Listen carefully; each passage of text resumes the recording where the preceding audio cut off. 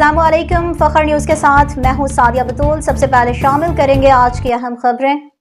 عرفان صدیقی کی وفات پر پاکستان مسلم لیگ نون کے صدر اور سابق وزیر اعظم محمد نواز شریف کا بیان۔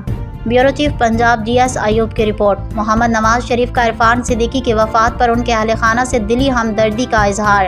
اپنے انتہائی مخلص، بااعتماد اور وفا شعار بھائی عرفان صدیقی کی وفات بڑا دکھ ہے۔ عرفان صدیقی کا قلم اصول اور حریت فکر کے دلیل بنا رہا۔ عرفان صدیقی سے محبت کا رشتہ تھا۔ اپنا غم الفاظ میں بیان کرنا ممکن نہیں۔ وہ ایک منفرد لکھاری، عاجز مزاج اور روشن دماغ شخصیت تھے۔